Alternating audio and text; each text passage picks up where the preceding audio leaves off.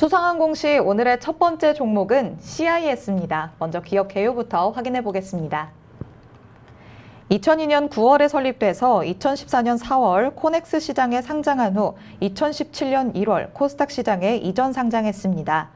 주사업은 2차 전지 전극 공정 설비의 제조, 황화물계 고체 전해질 및 전고체 전지의 제조입니다.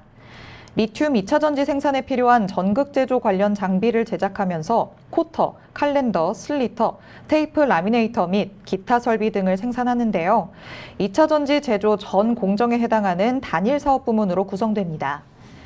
코팅 공정에서 기존 열풍 방식의 건조 시스템의 틀에서 벗어나 과열 증기를 이용한 건조 방식의 코터를 개발해서 생산성을 증대시켰으며 슬리팅 공정에는 불량 부분을 식별하는 라벨러에 대한 특허를 보유하고 있습니다.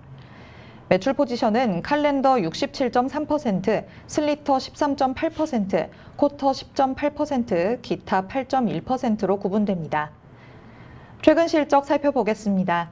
2021년 연결 기준 매출액 1,327억 원, 영업이익 165억 원, 당기 순손실 244억 원을 기록했는데요. 매출액은 전년 동기 대비 12.4%, 영업이익은 19.1% 증가했으며 당기 순손실이 454% 증가했습니다. 회사 측은 전방산업 투자 규모 확대로 매출액은 증가했으나 전환사채 평가 손실 반영으로 당기 순손실이 증가했다고 밝혔습니다. 네, 이렇게 CIS의 기업 개요 확인해 봤습니다. 대표님 어떤 공시인가요?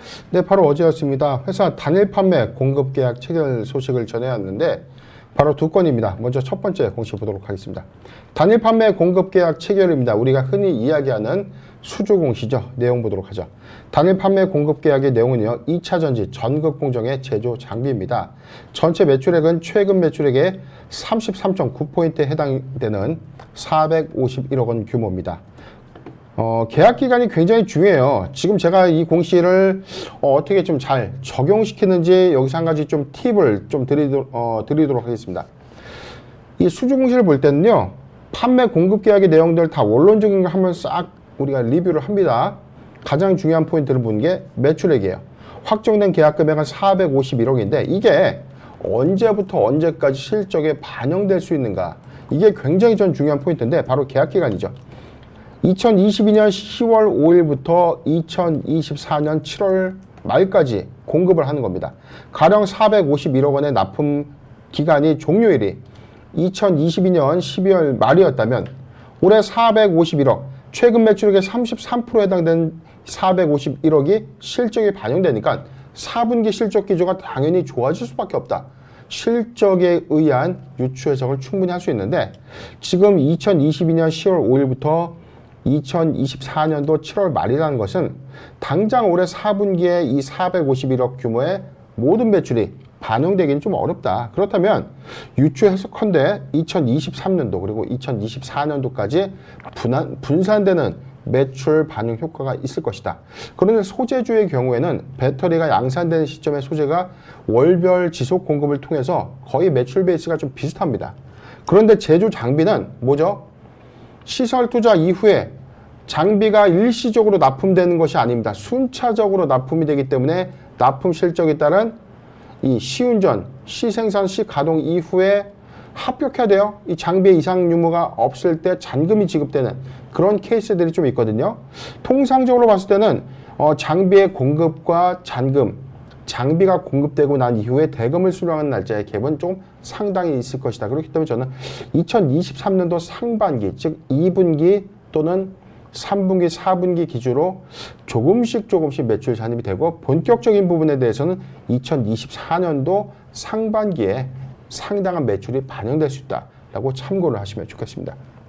네, 이렇게. 이어서 공시 하나 더 보도록 하죠. 네. 두 번째 공시도 보도록 하겠습니다. 회사는 20.6%에 해당되는 회사 최근 매출액 20.6%에 해당되는 274억 원의 2차 전지 전극 공정 제조 장비 납품 수주 공시를 좀 발표했는데 역시 계약 기간은 2022년 10월 4일부터 2024년 7월 31일까지입니다.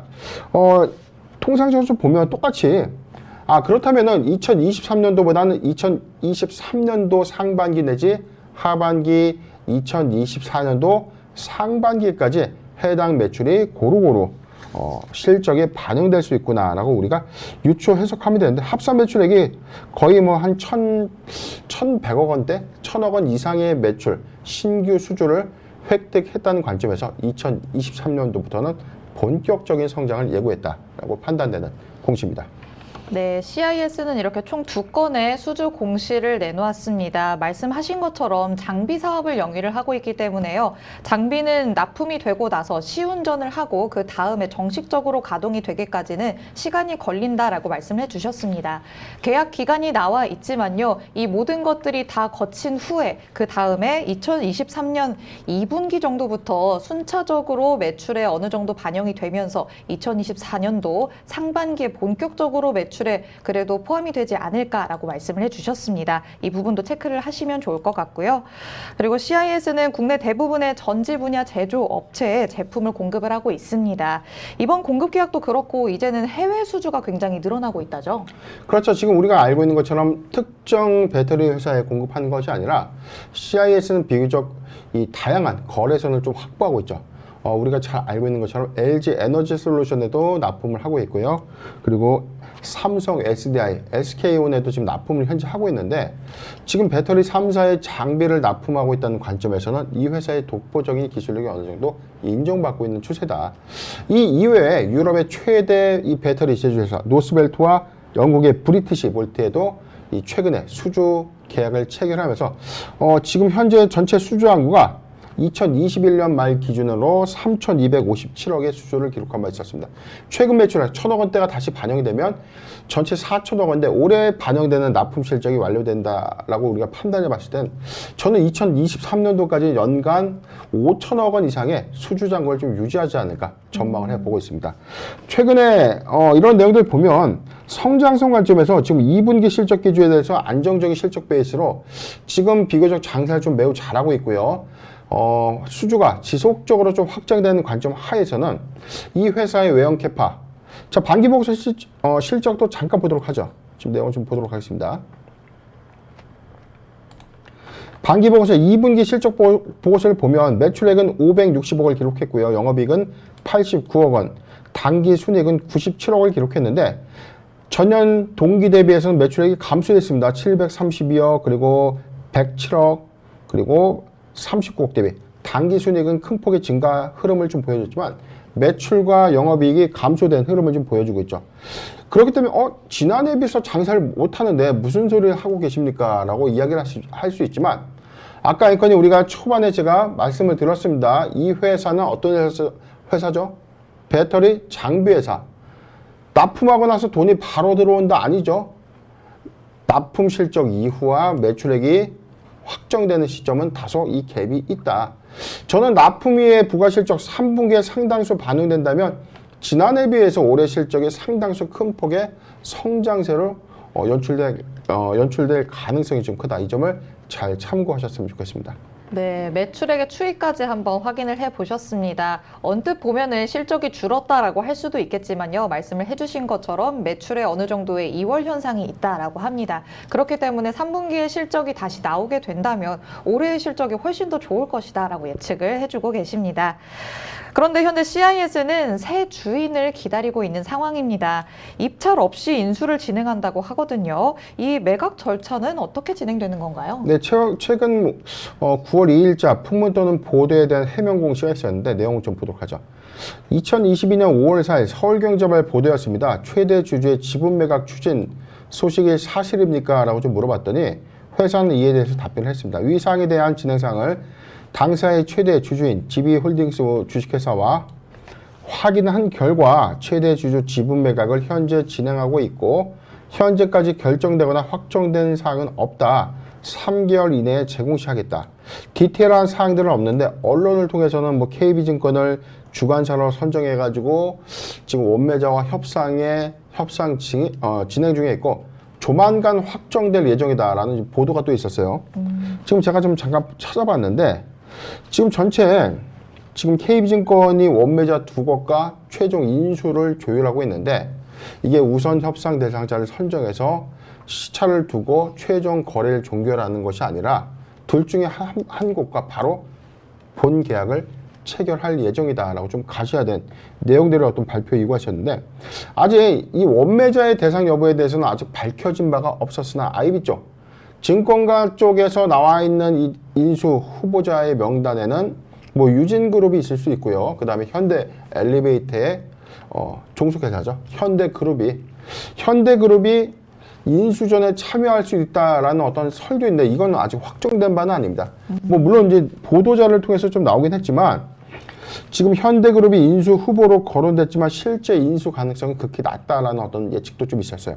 그래서 좀 가시화된 내용에서는 유진그룹이 인수할 수 있는 가능성이 좀 크지 않겠는가라고 이야기가 되고 있지만, 유진그룹과의 어떤 사업적 시너지는 이상하게 잘 겹치는 부분이 별로 없습니다. 유진그룹은 지금 건축 자재 그리고 레미콘 이런 관련된 건축 자재 원 부자재를 좀 만들고 있는 회사인데, 지금 CIS와의 이 2차 전지 장비업과의 어떤 사업적인 시너지를 고려해 봤을 때는 이게 좀 가능할까라는 어떤 전 퀘스천 마크가 좀 있지만, CIS 사모펀드도 아마 원매자의 후보로 올라온 만큼 조만간 가시화된 최대 주주 변경 소식이 확정되지 않을까 예상을 해봤습니다. 네, 현재는 확실한 내용으로 공시가 된 바는 없습니다. 하지만 보도자료에 의하면 유진그룹과 현대그룹 이렇게 후보자들이 나오고 있는 상황인데요. 유력하다라고 얘기를 하고 있는 유진그룹에 대해서 얘기를 해보면은 사업 내용에 대해서는 접점이 없다라고 말씀을 하십니다. 아직까지는 그래도 사모펀드까지 후보자의 명단에 올라 있는 만큼 계속해서 최대 주주가 어느 쪽으로 변경이 되는지도 눈여겨보고 있는 종목이라면 관심 있게 쳐다보시면 좋을 것 같습니다. 그리고 말씀드렸다시피 국내 배터리 3사에 모두 납품을 하고 있을 만큼 제품력은 굉장히 입증이 되고 있는 상황입니다. 그런 와중에서 주력 생산 장비 중에서도 코터가 업계 최대 품질이다라는 평가도 있는데요. 구체적으로 2차 전지 장비 중에서도 어떤 제품들을 생산을 하고 있는 건지 궁금해하시는 분들도 계실 것 같고요. 그리고 업계에서는 또 입지가 정말 어느 정도인지 알고 싶다라고 하시는 분들이 있을 것 같습니다. 이런 경우에 저희가 항상 보는 2번, 4번을 봐야 할까요? 그렇죠. 무조건 봐야 돼요. 잠을 자면서도 우리가 잊지 말아야 되는 2번, 4번인데 오늘도 보도록 하겠습니다.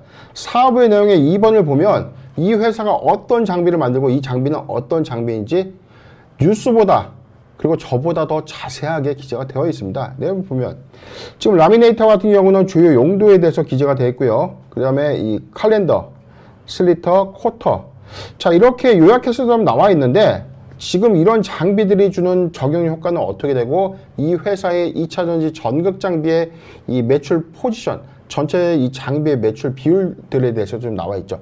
라미네이터의 부분은 0.6%, 그리고 칼렌더는 68.5%, 슬리터 8.5%, 그 다음에 코토가 12.2%인데 지금 주력 제품이라고 보기에는 어렵죠. 주력 제품은 단연 지금 칼렌더라고 좀 보여지는데, 이 코토가 지금 주목받고 있는 이유는 이 회사의 코터의 업계 최고의 이 코팅 밀도 품질을 유지할 수 있다. 업계 최고라는 것은 전 세계적으로 기술력을 인정받고 있는 장비다. 이 장비의 향후 확장성에 우리가 좀 주목해야 된다라고 판단되고 있는데, 주요 용도는 활물질, 바인더, 도전제. 자, 이 내용이 너무 어려워요. 그래서 제가 좀 쉽게 말씀드리도록 하겠습니다. 먼저 코터는요, 이 코터는 코팅된 극판 위에 밀도를 높이는 장비다. 코팅 위에 이런 점도를 조금 더 높여주는 장비다라고 좀 이해를 하시면 되고요. 슬리터는 모든 과정을 거친 극판을 일정 크기로 절단하는 기기입니다. 일정 크기로 전극 장비인데 일정 크기의 전극판을 잘라주는 기계다라고 좀 이해를 하시면 되고, 지금 쿼터 이제 캘린더죠. 캘린더, 쿼터, 슬리터. 자 이렇게 세 가지 장비가 주력이다. 이렇게 좀 이해를 하시면 되겠습니다. 이 핵심 장비 하에서 쿼터가 가장 독보적인 기술력으로 지금 추가적인 수주 하에서 앞으로 많은 장비 납품이 좀 가시화가 되고 있는 상태인데, 지금 현재 대구의 1공장과 2공장을 좀 가동하고 있습니다. 올해 연내 3공장이 가동이 되면 확대된 수주 역량에서 2023년도에 이 매출 외형은 보다 확장될 가능성이 크다. 2022년 예상 전체 매출액은 1,900억 원인데 저는 1,900억 이상 달성 가능하다라고도 전망해보기 때문에 아마 관건은 11월 15일까지 제출 예정인 3분기 보고서 실적을 보고 유추해 보겠습니다. 네, 역시나 품질은 최고이기 때문에 지금 함께 보신 것처럼 자면서도 봐야 한다라는 2번, 4번에서 확인을 하셨다시피 장비 매출 포지션 중에서는 쿼터가 큰 부분을 차지하고 있지는 않습니다. 하지만 업계 최대의 품질이다라고 평가를 받고 있는 만큼 이런 확장성의 측면에서는 계속해서 매출 상승을 견인할 수도 있지 않을까라고 조심스럽게 기대를 해볼 수 있는 부분일 것 같습니다. 자, 그럼 우리 투자자분들은 어떻게 투자 전략 세우는 게 좋을까요? 네, 지금 차트를 보면 12,250원, 오늘 0.8% 상승을 좀 하고 있는데, 최근 9월 30일 1,700원대까지 신저가 좀 기록을 했어요. 성장성에 비해서 주가는 오히려 신저가를 좀 기록했다는 것은 매수의 기회로 봐도 무방하다. 성장 종목이 저가의 기회를 줬다는 것은 뭐죠? 당연히 모아가는 전략이 유효한 시점이 맞다. 그런데 상반기 실적 기조가 전년 동기 대비해서 매출액과 영업이익의 감소 효과가 있었기 때문에 2022년도에도 실적이 좀 미비한 것 아닌가라는 의구심이 좀 들 수 있어요. 장비 업종의 특성이라고 말씀드렸습니다. 3분기, 4, 4분기에 최종적으로 실적이 모두 다 반영된 케이스를 한 번 더 체크를 해야 된다면 3분기 기조 관점에서는 전년 동기 대비 그래도 성장된 모습으로 실적 발표가 좀 이루어지지 않을까. 4, 4분기에는 확연한 전년 동기 대비의 성장 흐름을 예측해 볼 수 있다. 이 점을 잘 참고하셨으면 좋겠습니다. 매수하기 좋은 구간까지 좀 돌입이 됐습니다. 지금 사실 좀 차트를 보면 11,700원 지지선 이탈 라인까지는 지금 다 회복을 해줬는데 전 이렇게 봤어요. 지금 매수하기 좋은 구간까지는 지금 최근에 신저가 라인 안에서 모아갔다면 오히려 좀 유리했을 구간이긴 하지만 자, 지금은 이 구간까지 하회한 흐름은 아니기 때문에 지금 보유자 관점에서는 아까 말씀드린 11,700원이 이탈되지 않는다면 보유 의견을 좀 제시해드리고 신규적 매수 관점에서 전 이렇게 봤습니다. 11,500원, 11,500원에서 12,400원, 11,500원에서 12,400원 구간 포트 비중 10%의 분할 매수 의견을 제시해드리면서 확정된 수주 잔고를 기점으로 2023년도 상반기 내지 하반기에 외형 성장에 주목해야 될 것입니다. 네, 성장성에 비해서 지금 상당히 저가의 위치에 있다라고 볼 수 있을 것 같습니다. 그렇다고 한다면 투자자분들은 모아가는 전략을 세우는 게 좋을 것 같은데요. 일단 보유자 관점에서는 11,700원을 이탈하지 않는다면 계속해서 보유하는 게 좋겠다라는 의견 주셨고요. 신규 매수자 관점에서는 11,500원에서 12,400원 사이 포트 비중 10%의 분할 매수 의견 주셨습니다.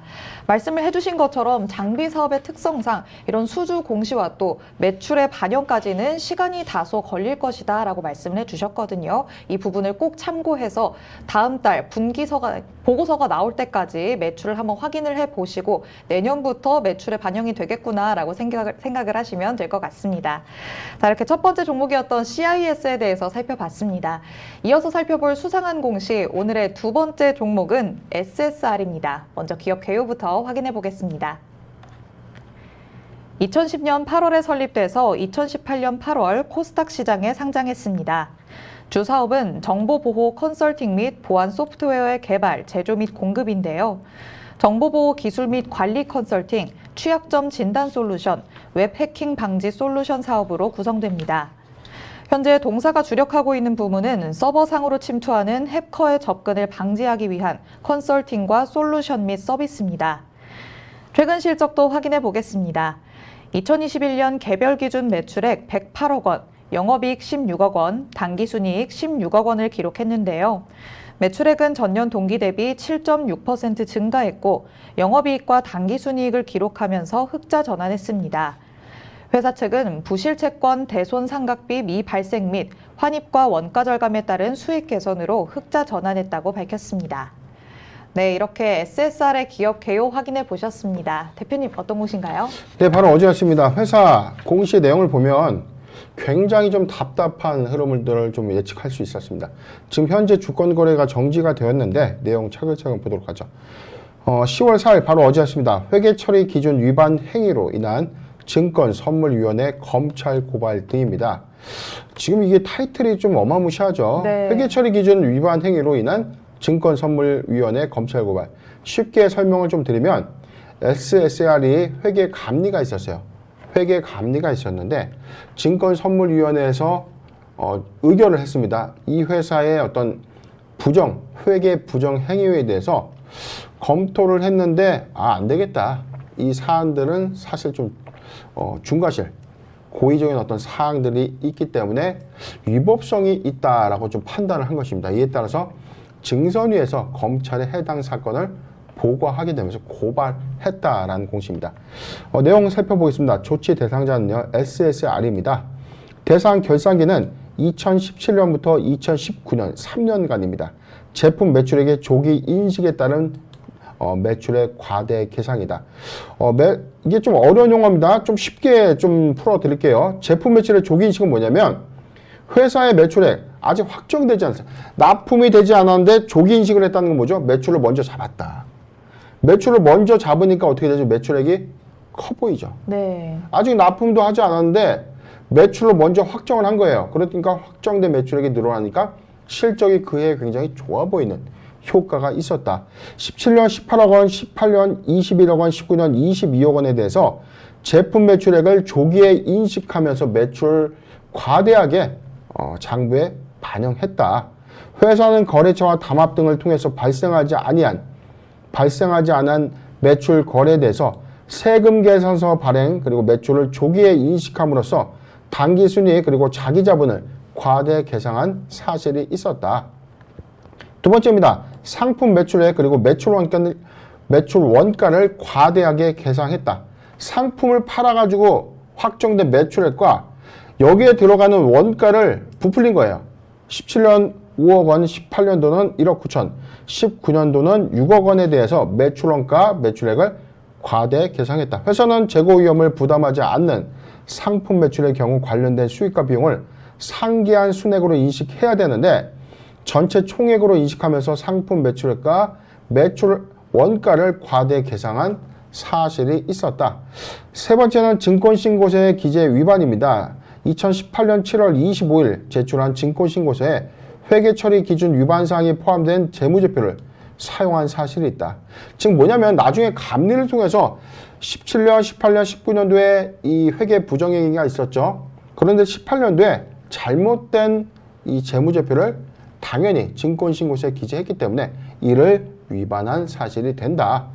이에 따라서 증권선물위원회 조치 내용입니다. 과징금입니다. 회사 관계자에 대한 과징금 부과는 향후 금융위원회에서 최종 결정할 예정이다.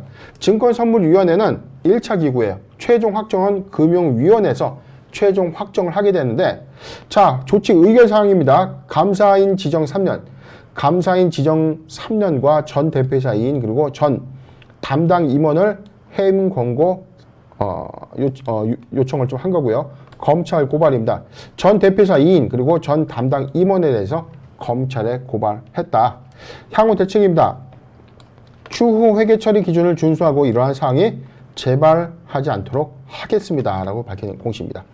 이에 따라서 기타 시장 안내를 통해서 시장 안내에 대해서는 2022년 10월 4일 회계 처리 기준 위반 행위로 인한 증선유예 검찰 고발 등의 사실은 상장 적격성 실질심사 사유에 해당되기 때문에 주권 거래를 정지하겠다라고 밝히는 공시입니다.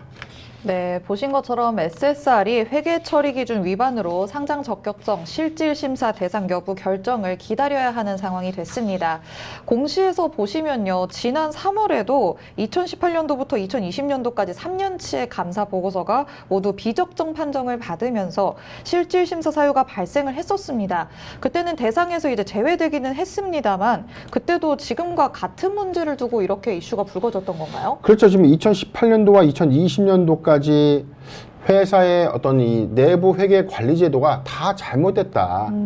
감리를 받고 보니까 너무나 이 내부 프로세스가 잘못된 거예요. 그래서 적정 의견을 표명했던 내부 통제 시스템의 미비점을 비적정으로 바꾸니까 3년 연속 비적정은 뭐죠? 관리 종목.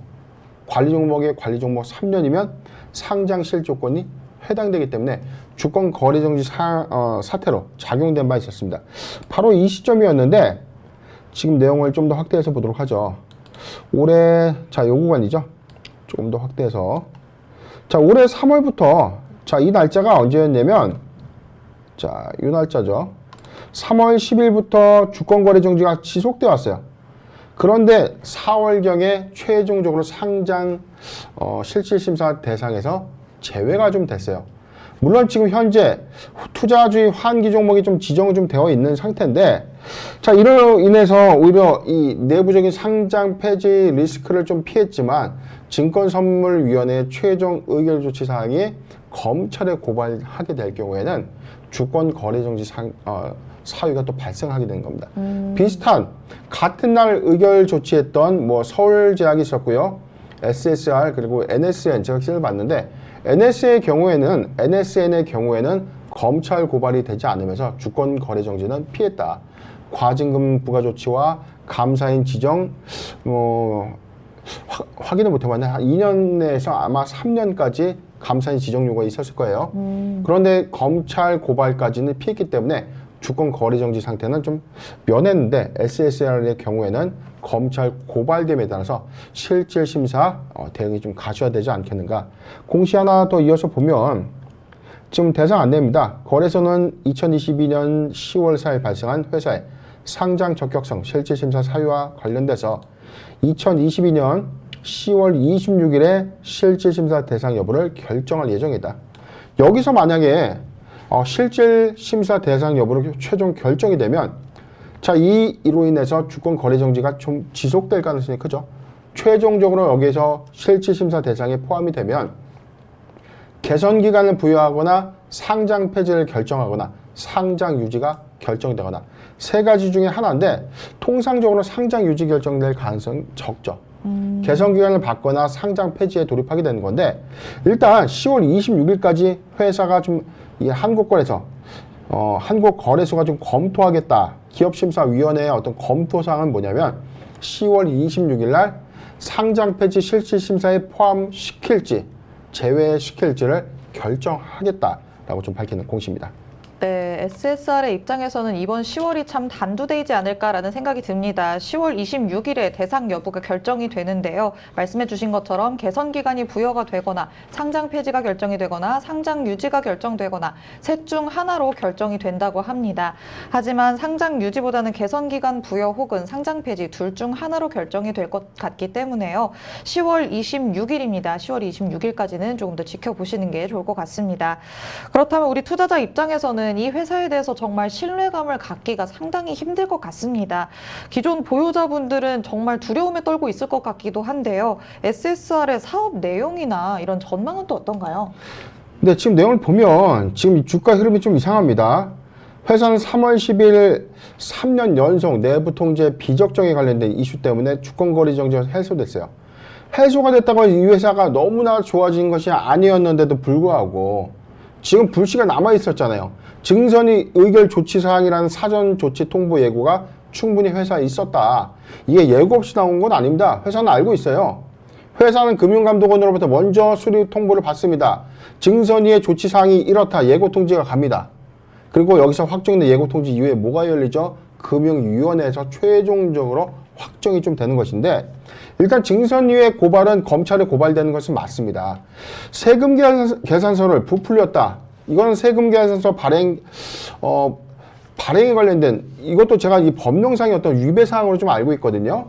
과거에 비슷한 회사의 사례가 있었는데 제가 그 해당 종목이 잠깐 이 기억이 좀 안 나서 정확하게 그 종목이 이름이 기억나진 않지만 비슷한 사례 하에서 세금 계산서의 어떤 허위 발행 이슈, 이로 인해서 매출액을 고의적으로 탈피하는 매출액 요건이 있죠. 상장 폐지를 피하기 위한 고의적인 세금 계산서를 발행했다라는 어떤 이슈 때문에 실질적으로 대표이사가 법정 구속이 됐고, 회사는 상장 폐지 실질 심사에서 많은 고초를 겪은 바 있었습니다.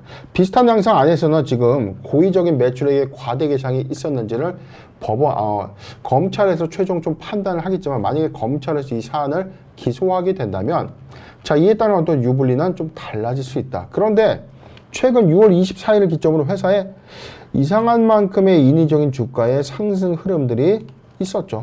자, 이유는 간단합니다. 이 회사 시가총액이 굉장히 좀 저렴했어요.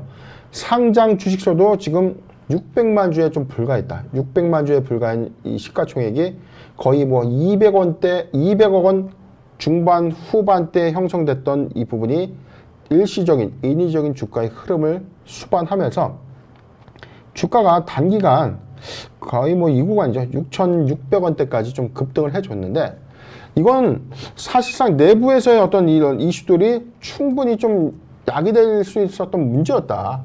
증선의 이런 조치 사항들을 회사가 알고 있었음에도 불구하고 적극적인 어떤 대응보다는 오히려 주가의 부양을 위해서 이를 은닉은 아니죠. 은닉할 가능성보다는 오히려 잘 가는 주가에 고추가루를 좀 뿌리지 않으려고 하는 의도였는지 모르겠지만 저는 이건 회사의 도덕성에는 굉장히 좀 큰 잘못이 있지 않나. 사업의 모멘텀을 좀 볼 필요가 없어요. 가장 중요한 거는 상장 유지 결정을 받을 수 있느냐. 저희 보유자 관점에서 그 부분이 가장 궁금할 텐데 우선 저는 상장 유지 가능성에 대해서는 오늘 확률이 좀 높다라고 좀 말씀드리고 싶습니다.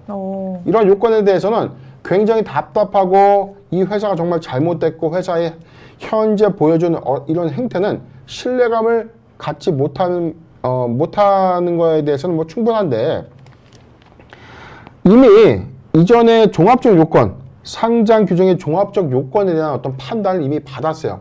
이로 인해서 회사의 3년간의 잘못된 내부 통제 비적정 부분이 있다고 하더라도 기업심사위원회에서는 종합적 요건을 검토했을 때 문제가 없었다. 회사의 영속성에는 문제가 없었다라고 좀 판단했죠. 이미 지난 회계 기수의 문제였다.